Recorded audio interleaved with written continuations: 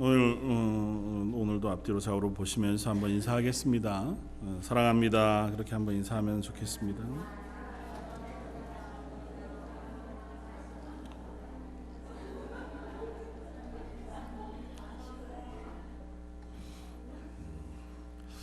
벌써 5월 마지막 주일입니다.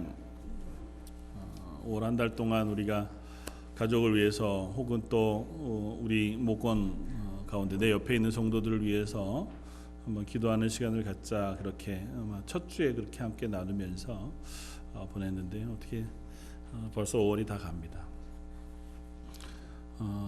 오늘 누가복음 23장 말씀을 가지고 이스라엘아 울어라고 하는 제목으로 함께 은혜를 나누고자 합니다.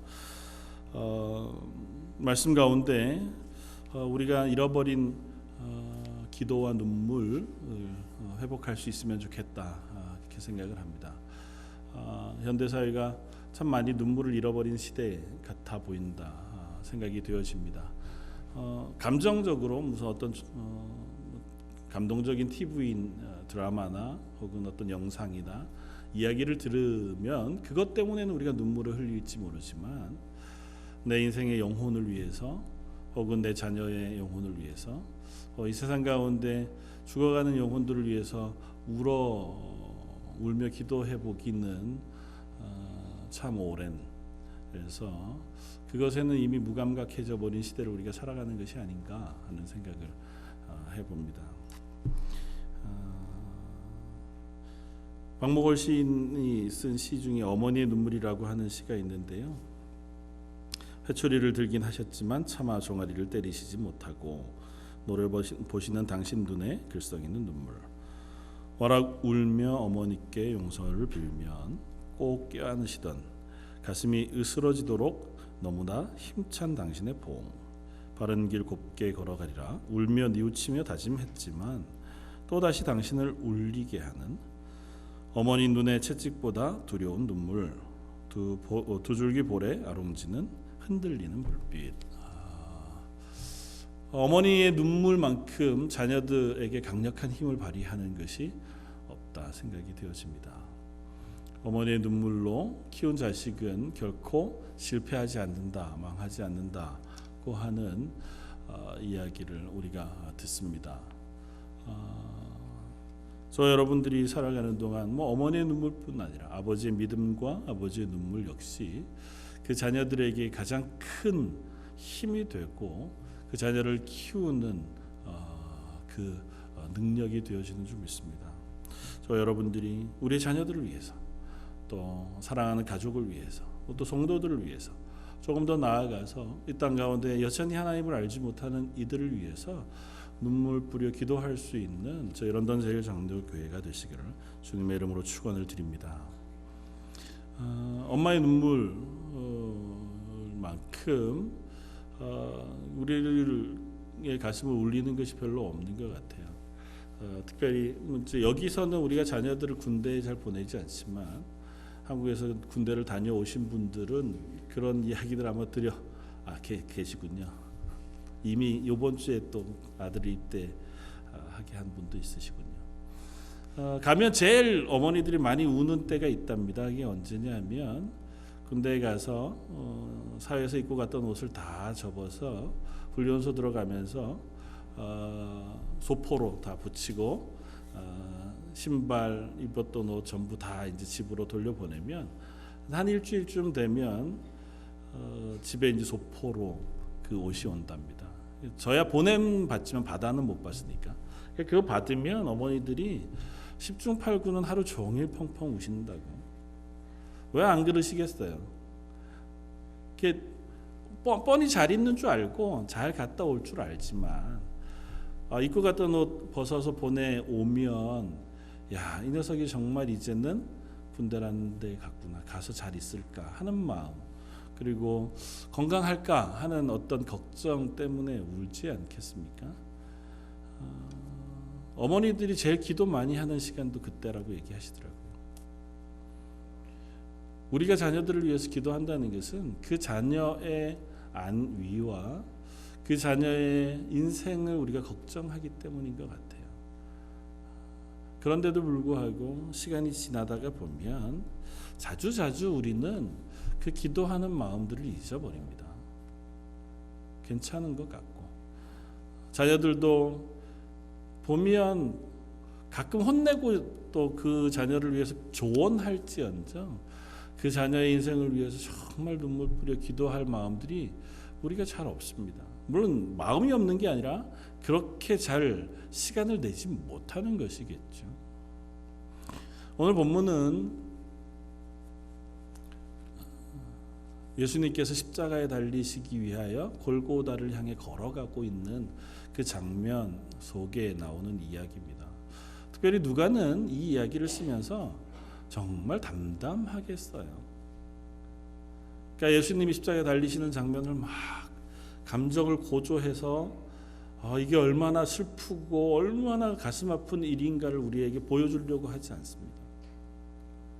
예수님께서 가시는 길들, 당하신 고난, 마치 아주 객관적인 사람이 담담하게 쓰듯이 예수님의 이야기들을 쭉 써갑니다. 그 와중에 예수님이 십자가에 달리시기 전에 로마 군병들로부터 당하셨던 수많은 고통, 그리고 채찍질 이후에 이제 십자가를 지고 골고다를 향해서 걸어가십니다. 그런데 오늘 본문을 보면 그들이 예수를 끌고 갈 때에 시몬이라 하는 구레네 사람이 시골에서 오는 것을 붙들어 그에게 십자가를 지워 예수를 따르게 하더라고 씁니다. 예수님이 가시다가 그 십자가를 구레네 사람 시몬에게 맡기시고 예수님과 함께 이제 골고다를 향해서 갑니다. 그냥 담담하게 썼지만 내용을 생각해 보면 이런 것입니다. 예수님이 당하신 고난이 너무 크고 또 십자가의 무게가 너무 무거워서 예수님이 그 십자가를 지고 계속해서 걸어갈 만한 힘을 갖지 못하셨기에 자꾸 쓰러지고 그 길이 정체되고 더뎌지니까 옆에 있던 사람 아무나 하나를 끌어다가 예수님의 십자가를 대신 지고 따라오라 말씀하고 로마 군병들이 한 거죠. 그리고 그 길을 지금 걸어가는 겁니다. 그러니까 예수님이 온몸에 있는 힘과 어떤 체력 그리고 그 피를 다 흘리신 상태의 괴로운 모습으로 이 골고다를 향해 걸어가고 계시는 거예요. 가면 십자가에 못 박혀 죽으시는 것이고 육신을 가진 예수님은 그 고통과 그 두려움을 공히 다 가지고 계셨습니다. 그렇게 힘겨운 순간에 오늘 본문은 이렇게 씁니다. 27절 또 백성과 및 그를 위하여 가슴을 치며 슬피 우는 여자의 큰 무리가 따라오는지라. 예수님을 따라 수많은 무리들이 섰습니다. 그 중에 태반은 예수님을 조롱하는 사람들이었습니다. 예수님을 십자가에 못 박아 죽이시오 이렇게 외쳤던 사람들이고 참 인간이 약하죠. 십자가의 사람을 매다는 그것을 구경거리 삼는 사람들이었습니다. 좋은 구경거리가 있는 거죠. 그날에 예루살렘이라는 도시에 세 사람이 십자가에 못 박혀 죽는데 그 일을 이제 마치 보란 듯이 예루살렘 성전 옆에 있는 그 재판정으로부터 십자가를 메고 그리고 로마 군병들이 앞에서 채찍질을 하며 이마에 가시관을 쓴 채로 골고다를 향해 쭉 길을 걷게 합니다. 그 주변에 사람들이 쭉 운집해 섰고 그 사람들이 예수님을 따라오면서 때로는 조롱하고 때로는 수덕거리기도 하고 또 때로는 그것 때문에 안타까워하기도 하면서 그것을 봅니다. 그 중에 한 무리가 예수님을 따르는데 여인들이 슬피 울며 예수님을 따랐다고 기록합니다. 여자분들이 예수님을 보면서 가슴 아파하고 그 아픈 눈물을 흘리면서 통곡하면서 예수님을 따릅니다. 예수님이 그때 그들을 뒤돌아보시면서 얘기합니다. 28절 예수께서 돌이켜 그들에 향하여 이르시되 예수님께서 그 와중에 몸을 돌이키셔서 그 여인들에게 말씀하십니다. 그러니까 예수님이 가다가 여인들이 우니까 너무 슬퍼하지 마시오. 나는 내 길을 가는 거니 괜찮습니다. 이렇게 위로하시는 게 아니에요. 생각해보면 아무것도 하실 수 없어서 이제 십자가도 못 지시고 십자가를 남한테 맡기셔야 할 만큼 완전히 체력이 떨어지신 예수님께서 그래도 자기를 따라오는 여인들을 향해서 시간을 내셔서 기꺼이 뒤를 돌이켜 그들을 바라보시면서 말씀하시는 말씀이 오늘의 말씀입니다. 그러니까 꼭 하고 싶은 말씀, 그들에게 꼭 전하고 싶은 권면의 말씀을 지금 하고 계신 겁니다. 다른 것이 아니고 그 말씀 뭐였냐면 예루살렘의 딸들아 나를 위하여 울지 말고 너희와 너희 자녀를 위하여 울라.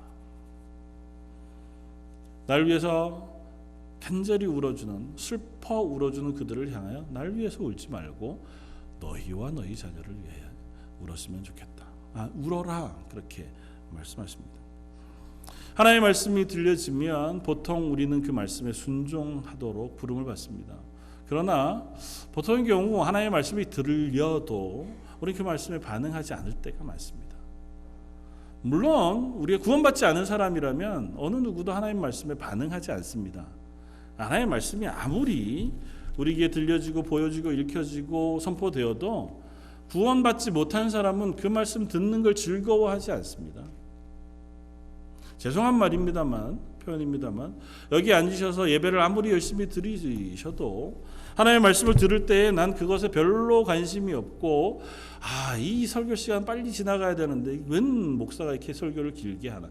물론 제가 못해서인 경우들이 태반이겠지만 그래도 그 말씀이 막 나는 예배 시간에 설교 시간만 없으면 내가 예배 드릴 만한데, 그 정도쯤 되시면 점검해 봐야 돼요.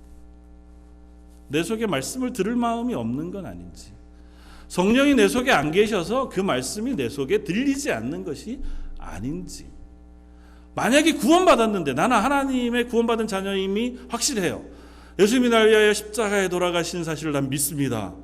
그런데도 불구하고 말씀을 내가 듣기를 즐거워하지 않는다면, 말씀이 별로 내게 귀하지 않고 읽어도 들어도 그냥 그렇게 지나가는 말씀에 불과하다면 우리가 하나님을 사랑하지 않는 것은 아닌지를 또한 점검해 봐야 합니다. 사랑하는 사람은 사랑하는 자의 말을 듣습니다.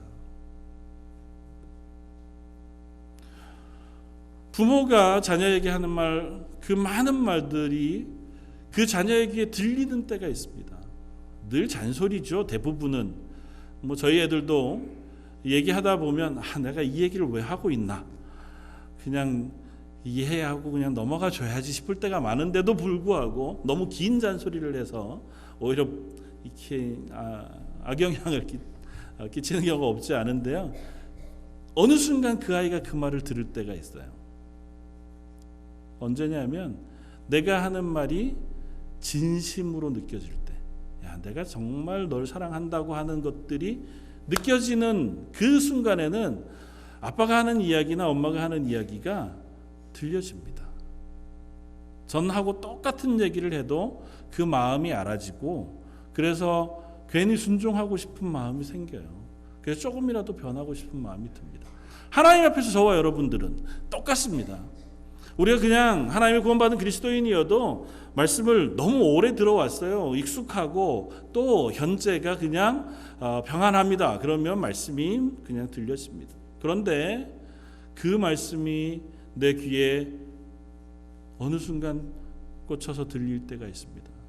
하나님의 사랑을 내가 경험할 때, 혹은 그것이 내 마음속에 느껴질 때, 그리고 내가 그 하나님을 사랑하는 그 사랑이 내 속에 풍성해질 때 그 하나님의 음성이 들려집니다.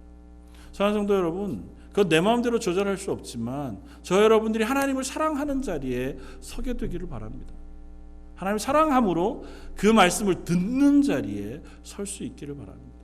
목사가 전하는 말이 아니고 하나님의 말씀, 성경 말씀이 내 귀에 들려져 그 말씀이 우리의 삶을 변화시키는 저 여러분들의 삶이 되시기를 주님의 이름으로 축원을 드립니다. 그게 우리 속에 있지 않으면 우리는 결코 하나님의 사람 그리스도인으로 변할 수 없습니다. 하나님의 말씀이 우리 속에 들려지고 그 말씀이 반응하게 되어지면 우리는 그제서 하나님의 사람으로 삶을 시작합니다. 어제 오늘 이제 성경 공부를 이제 시작합니다.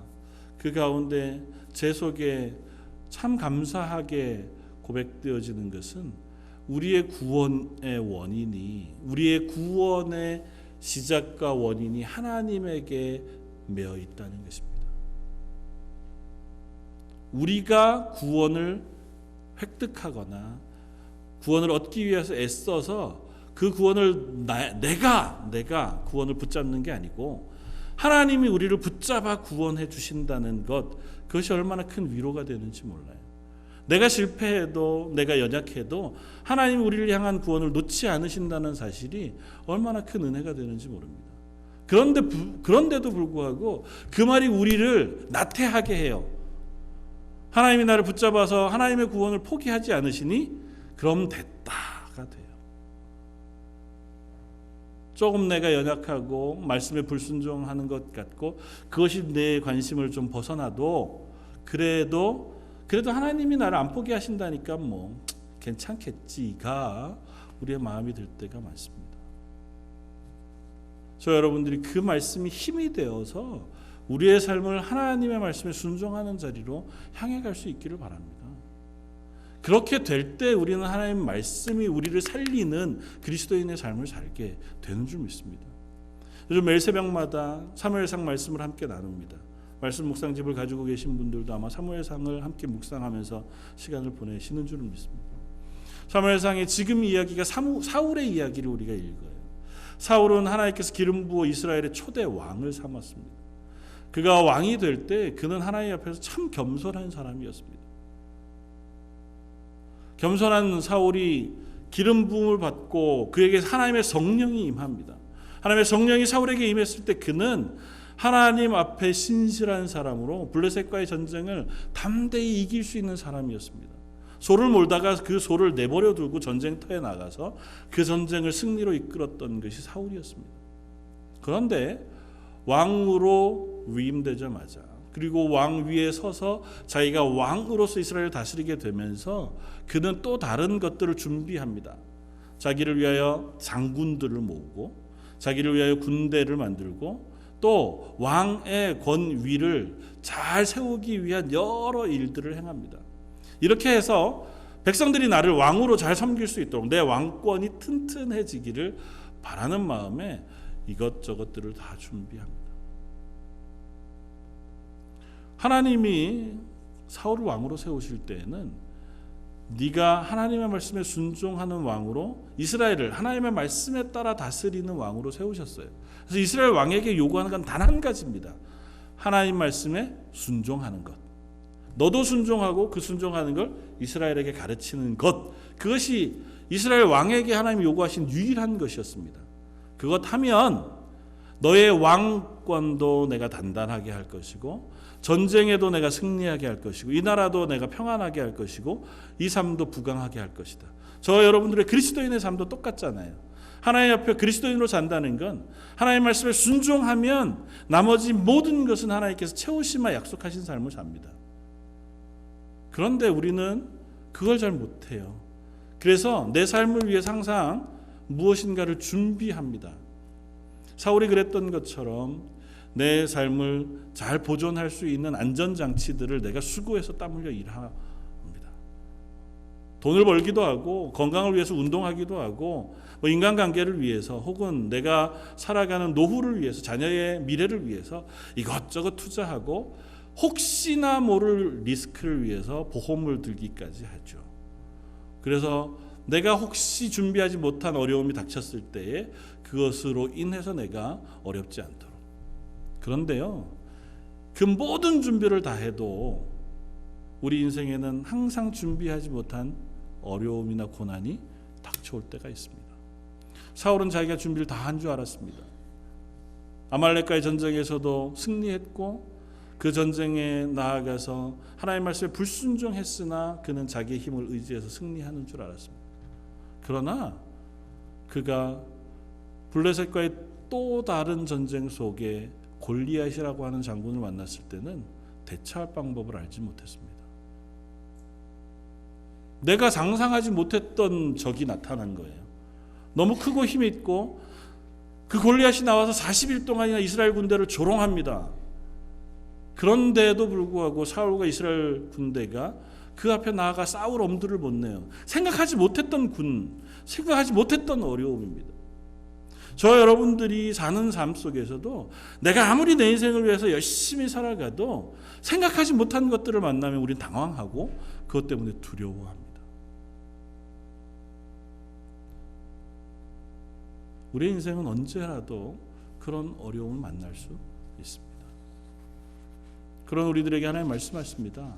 야, 그런 것 상관없이 네가 그리스도인으로 살아라. 나와 동행하는 삶을 살고 하나님을 의지하는 삶을 살아라. 그리하면 나머지는 내가 다 책임져 주마. 혹 그리하시지 않을지라도, 그리 아니하실지라도, 그래도 하나님이 나를 놓지 않으시는 것을 내가 믿습니다. 가 우리의 위로가 되잖아요. 그래서 우리가 때로는 똑같은 고난에 있어도 우리가 평안할 수 있습니다. 똑같은 위협이 우리 속에 있어도 우리가 그것으로 위로가 될 수 있습니다. 그런데 내가 나를 위해서 사는 한은 그것이 나의 위로가 되지 않습니다. 내 상상과 내 생각, 내 계획을 넘어서는 무엇인가를 만나면 우리는 그때 너무 실망하고 당황하고 그것 때문에 슬퍼하고 어려워합니다. 하나님 우리들에게 묻습니다. 너의 우선순위가 어디에 있니? 네가 의지하고 믿는 바의 가장 우선순위는 어디에 있는 것이니? 저 여러분들이 하나님이 우리의 삶의 우선순위이기를 바랍니다. 그 하나님의 말씀에 순종하는 것이 우리 삶의 우선순위가 되기를 바랍니다. 그 하나님의 말씀이 오늘 우리에게 이렇게 이야기합니다. 예루살렘 여인들아, 나를 위해서 울지 말고 너희와 너희 자녀들을 위해서 울어라. 예수님이 왜 이렇게 말씀하실까요? 예수님을 향해 따라오면서 우는 여인들은 예수님 때문에 울었습니다.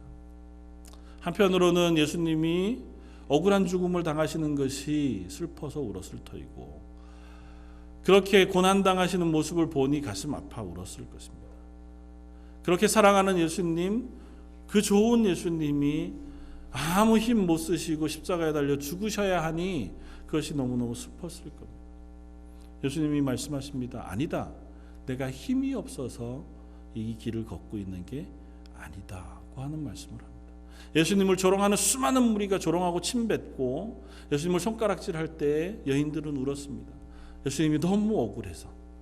그러나 예수님 말씀하십니다. 아니다. 내가 허락해서 그들이 그 일을 할 수 있는 거다. 내가 너희를 위하여 이 길을 걸어가야 하기에 내가 자발적으로 이 길을 걷는 것이니 너무 그것 때문에 슬퍼하지 마라. 나는 내 길을 가는 것이다. 물론 예수님을 위하여 우는 그 여인들의 눈물이 가치가 있습니다. 그럼에도 불구하고 예수님은 말씀하십니다. 나는 내 길을 가는 것이다. 그것 때문에는 울지 마라. 오히려 너희가 울어야 할 이유가 있다. 그건 뭐냐면 너희와 너희 자녀들의 영혼을 위한 눈물, 그것이 너희에게 있어야 할 것이다. 그리고 뒤이어 29절, 30절, 31절에 그날에 대한 예언을 하세요. 그날은 언제냐면 가깝게는 AD 70년에 로마 티토 장군으로 인하여 예루살렘 성과 예루살렘 성전이 무너지는 그 멸망의 때를 이야기할 겁니다. 좀 멀리는 우리의 죽음의 날을 의미할 거고 하나님의 심판의 때를 이야기할 겁니다. 그때가 곧 온다는 것입니다. 그때는 너희의 자녀들도 죽임을 당하고 너희의 영혼도 죽임을 당할 거예요. 그런데 그것을 예비하지 않고 있다가 죽임을 당하고 영원한 형벌에 떨어지지 말고 그것을 위하여 울라는 것입니다. 여기서 울라는 건 그냥 슬퍼하며 우는 것으로 끝내라가 아니고 울면서 그들을 위하여 기도하라고 하는 의미 아니겠습니까? 그것 때문에 가슴 아파하면서 하나님의 도우심을 구하고 하나님의 은혜를 구하고 울어 그들을 양육해서라도 믿음의 바른 자리로 옮겨 놓으라는 것 아니겠습니까? 사랑하는 성도 여러분, 저희들에게 하나님께서 기도하게 하신 이유는 이와 같은 의미입니다. 하나님이 우리를 위해 십자가를 지십니다. 그리고 그 십자가로 인하여 우리를 구원하셨습니다. 그럼에도 불구하고 우리가 그 구원을 알지 못한다면 우리는 그 사실을 인하여 통곡하며 울 수 있어야 할 겁니다. 나를 구원하셔서 하나님의 자녀 삼으셨습니다. 나를 저 죽음에서 건져 하나님의 자녀로 삼아 구원해 주셨습니다. 나는 구원받았습니다. 그런데 아직도 그 구원의 확실함 가운데 거하지 못하는 이들이 있다면 그들을 위하여 우리가 울 수 있어야 하지 않겠습니까? 내가 받은 구원이 감격스럽지 않으면 그들을 위해서 울지 않습니다. 뭐 괜찮겠지. 때가 되면 믿을 수 있을 거야. 그런데 내가 받은 구원이 너무 감격스러우면, 내가 저 죽음 가운데에서 하나님의 특별한 은혜 가운데 구원받았다는 사실을 내 속에 경험하게 되면, 아직도 그 자리에 있는 사람들을 보면 눈물 흘려 울지 않을 수 없습니다. 그 사람이 심지어 내가 알지 못하는 사람이 아니라 내가 사랑하는 사람일 경우에, 그 사랑하는 영혼이 여전히 온전한 은혜 가운데 있지 못하다면 하나님 그 영혼을 불쌍히 여겨주십시오. 하나님의 은혜 가운데 세워주십시오. 하나님의 사랑 가운데에 옮겨주십시오. 기도하지 않을 수 없지 않겠습니까? 사랑하는 성도 여러분, 우리가 그 기도를 회복할 수 있기를 바랍니다. 내 자녀는 잘 믿는데요, 우리 집은 다 신앙생활 잘합니다. 축하드립니다. 감사한 일이죠. 그렇기 때문에 우리는 또 다른 이들을 위해서 기도할 수 있는 힘이 있는 줄 믿습니다. 우리를 교회로 묶으신 이유가 있습니다. 성도로 함께 묶으신 것은 연약한 이들이 있고 또 믿음에 부족한 자리에 있는 이들이 또 다른 성도의 기도를 통하여 위로받고 세움을 받을 수 있도록 우리를 하나로 묶으신 줄 믿습니다. 여러분들 눈에 연약한 이들이 보이거든 위해서 기도해 주십시오. 이 교회를 위해서 기도해 주십시오. 이 마지막 때에 이 교회가 하나님의 복음의 담대한 증인의 교회가 되게 해 주십시오. 그렇게 기도해 주십시오. 교회 연약한 부분이 보이거든 그 연약한 부분, 아픈 부분을 놓고 기도하는 저와 여러분들이길 바랍니다. 이 나라를 위해서 기도해 주십시오. 저의 자녀들이 자라는 이 나라의 여러 모습들, 어쩌면 우리들은 되게 평안하고 괜찮은 나라에 삽니다. 그럼에도 불구하고 그들을 둘러싼 환경이 그렇게 녹록하지 않습니다. 내년도에는 캐나다가 화장실을 5개, 6개 이렇게 구분한다는 얘기를 우리 들었습니다. 처음 들으시죠? 남자, 여자가 아니고요. 남자 화장실, 여자 화장실, 남자 몸을 입고 있으나 여자인 화장실, 여자 몸을 입고 있으나 남자인 화장실, 그거 관계없는 화장실, 그리고 원주민, 네이티브들은 아마 그런 생각이 있는 모양이에요. 남자, 여자가 아니고요. 생명체와 무생 아닌, 그래서 생명이 있는 것들의 화장실, 그것까지 다 인정한다는 거예요. 우리의 자녀들이 자라는 환경이 그렇습니다. 난 괜찮아. 우리 애들은 그 아이들이 만나는 환경과 그 아이들이 부닥치는 삶의 모습들이 그렇습니다. 기도하지 않고 괜찮을 거야로 넘어가기 쉽지 않습니다. 여전히 이 세상에는 악이 득세합니다. 자기의 이익을 위해서 얼마든지 다른 사람의 생명을 아무렇지도 않게 생각하는 사람들이 너무 많습니다. 내가 칼을 들고 다른 사람을 죽이지 않았기 때문에 난 괜찮아라고 생각합니다. 사업하는 사람들, 정치하는 사람들, 혹은 이러저러한 모습으로 우리들 주변에서 그저 죽임을 당하고 그저 아픔을 당하는 이들이 얼마나 많은지 모릅니다. 예수를 믿을 만한 기회도 얻지 못한 채로 죽어가는 사람들도 너무 많습니다.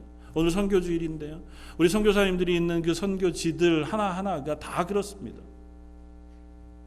우리가 기도하는 이들 가운데, 지금 선교사님들이 가서 복음을 전하는 그 땅들 가운데 어느 한 곳 복음을 기쁨으로 받아들이고 예배하는 것을 자유롭게 할 수 있는 땅이 없습니다.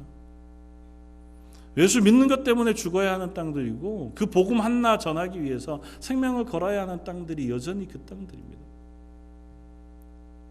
저도 마찬가지지만 참 죄송한 것은 우리가 그들을 위해서 기도하지 않는다는 것입니다. 그 선교사님들을 우리가 후원한다고 얘기하지만 그 선교사님들의 사역을 위해서, 그 사역을 통하여 구원받아야 할 영혼들 위해 울지 않는다는 것입니다. 울어지지가 않아요. 관심이 없는데요. 그들을 향한 사랑이 없는데요. 누군지도 모르겠고 1년 내 우리가 주보 안에 5분의 선교사님과 선교지가 있어도 정말 선교사님 5분 이름 우리가 기억해 보려고 하면 기억 잘 안 나시는 분이 태반일걸요. 아프리카 M국이 도대체 어느 나라인지 잘 모르시는 분도 있을 테고, 아시아 N국이 도대체 어딘지도 모르시는 분들이 있으실걸요. 우리 관심이 없어요. 내가 먹고 내가 사는 것 외에 특별한 관심을 두고 눈물 뿌려 기도할 만한 애정이 우리에게는 없습니다. 사랑이 없어요. 사랑해야 그를 위해 기도하고, 사랑해야 그것들을 붙잡고 울고 하나님 앞에 메어 달리는데 그게 잘 없습니다. 심지어 내 자녀를 위해서도 울지 않습니다. 어차피 걔네들 인생 지들이 사는 거지 뭐. 내가 그만큼 해줬으면 됐지. 더 뭘 하겠어. 요즘은 정말 쿨한 부모님들이 얼마나 많은지요. 뭐 저를 포함해서. 하나님의 말씀이 우리들에게 들려질 때 저 여러분들이 그 말씀에 반응할 수 있길 바랍니다. 그리고 그 앞에 반응했을 때 우리가 기도할 수 있는 사람들이길 바랍니다. 제가 가끔 말씀을 준비하고 또 말씀을 전하면서 제 속에 생각나고 도전되는 말씀 중에 하나가 예수님의 말씀, 마태복음 11장 10절 이하에 있는 말씀, 16절 이하에 있는 말씀입니다. 예수님이 이렇게 말씀하십니다. 이 세대를 무엇으로 비유할까? 비유하건대 아이들이 장터에 앉아 제 동물을 불러 이르되 우리가 너희를 향하여 피리를 불어도 너희가 춤추지 않고 우리가 슬피 울어도 너희가 가슴을 치지 아니하였다 함과 같도다. 뭐 애들이 장난칩니다. 소꿉놀이를 해요. 소꿉놀이를 하다가 누가 하나 죽었는 모양이죠. 그거 가지고 이제 뭐 통곡을 합니다. 그런데 보니까 한쪽에 다른 애들은 결혼식을 하는 잔치 소꿉놀이를 하는 것 같아요. 서로가 얘기합니다. 야, 우리가 사람이 죽었다고 통곡하는데 니네 왜 안 우는 거냐? 소꿉놀이 하는데 따라올 일이 뭐가 있겠어요? 이쪽 애들은 야, 우리는 잔치하는데 니는 왜 같이 안 춤춰? 그 얘기하는 것과 똑같은 시대를 살아간다. 세례요한이 와서 회개의 말씀을 선포해도 그 말씀을 듣고 회개하는 사람이 없거니와 예수님이 와서 구원의 메시지를 선포해도 그 말씀을 듣고 그 앞에 돌아오는 사람이 없다고요. 제가 말씀을 준비하면서 그렇습니다. 내가 말씀을 준비하는 그 준비 과정 속에서도 하나님 내게 하시는 그 말씀, 그 수없는 시간들 속에 나는 이 사람들과 같지는 않은가.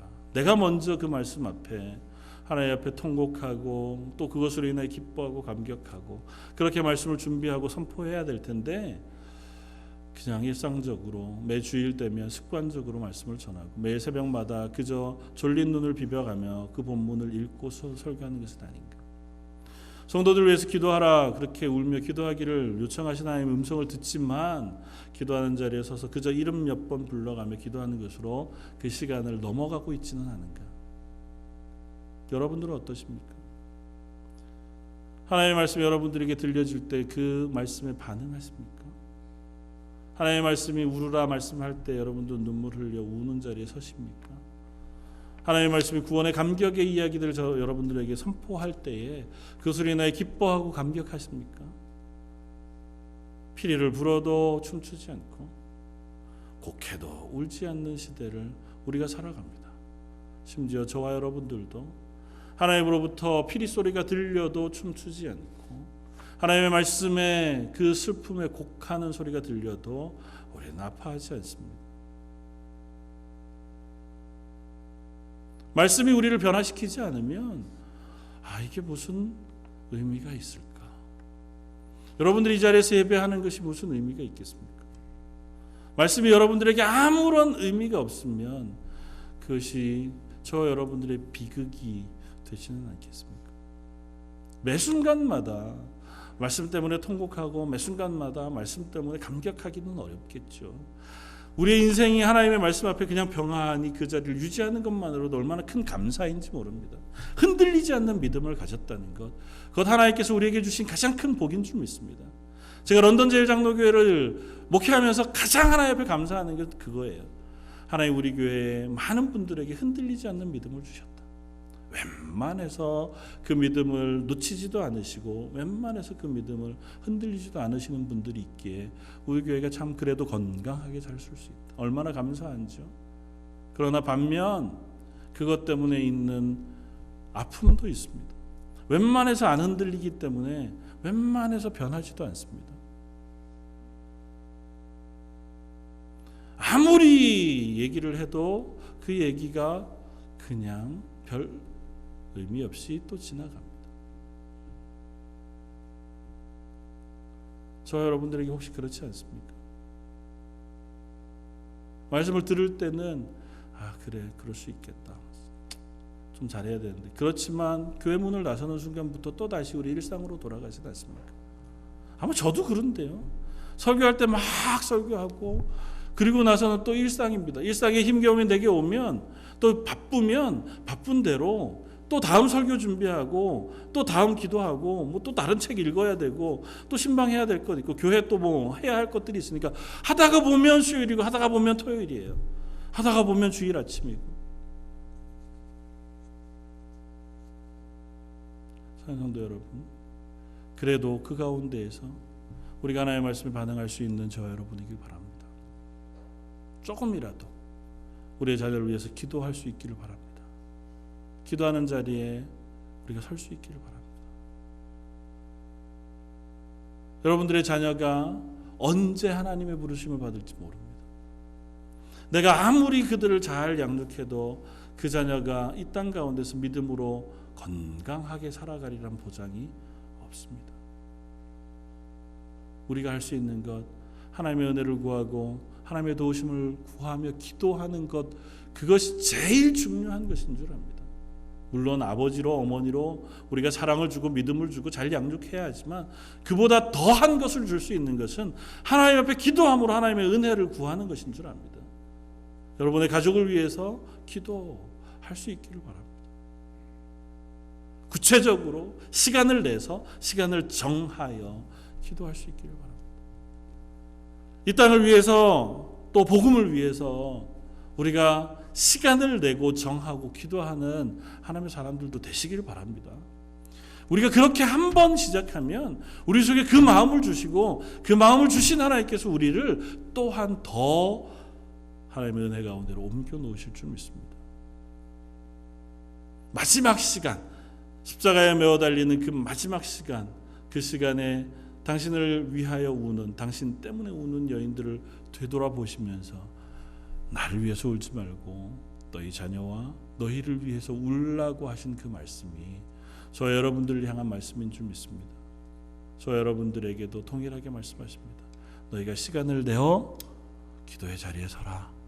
시간을 내어 너희 자녀를 위해서 기도하고, 시간을 내어 너희 가정을 위해서 기도하고, 시간을 내어 이 땅의 교회를 위해서 기도해라. 너희가 기도하면 내가 그 기도를 들으마 하고 말씀하셨습니다. 하나님이 우리의 기도 안 해도 들으십니다. 안 해도 우리를 사랑하세요. 그러나 기도하는 자의 기도를 외면치 않으십니다.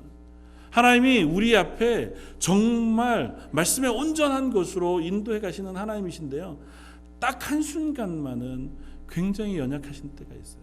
전 그렇게 생각합니다. 우리가 하나님 앞에 기도하며 매어 달릴 때, 우리의 자녀를 위해서 혹은 누군가를 위해서 기도할 때 그 기도가 어리석은 기도여도 하나님은 들으시는 줄 믿습니다. 다른 건 하나님이 하나님 말씀대로 맞춰서 우리에게 응답하셔요. 전 그렇다고 믿습니다. 근데 유독 우리가 자녀를 위해서 누군가를 위해서 아파 눈물 흘려 기도하는 그 기도는 하나님께서 들어주십니다.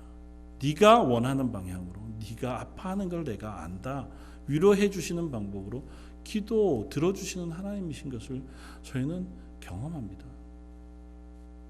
더 좋은 길을 하나님께서 예배하고 인도해 가시지만 그 중간중간마다 우리가 그것 때문에 아파하며 기도하고 눈물 흘리는 것을 외면하지 않으신다고요. 여러분들의 인생 가운데 그와 같은 경험이, 그와 같은 고백이 매일매일 있어지기를 바랍니다. 그것을 위해서 우리가 시간을 내고 그것을 위해서 하나님 앞에 나아설 수 있는 저 여러분들 되시기를 주님의 이름으로 축원을 드립니다. 같이 한번 기도하겠습니다. 이 시간 한번 말씀을 생각하면서 기도하면 좋겠습니다. 특별히 우리 자녀들을 위해서, 우리 교회를 위해서, 우리 선교지를 위해서 한번 기도하면 좋겠습니다. 하나님 말씀하신 대로 저희가 기도하는 자리에 서겠습니다. 그냥 습관처럼이 아니라 하나님의 말씀하신 그것을 들어 우리의 자녀를 위해서, 교회를 위해서, 선교지를 위해서 기도하겠습니다. 하나님 저에게 기도하는 영을 부어주십시오. 우리 한 목소리 같이 한번 기도하시겠습니다.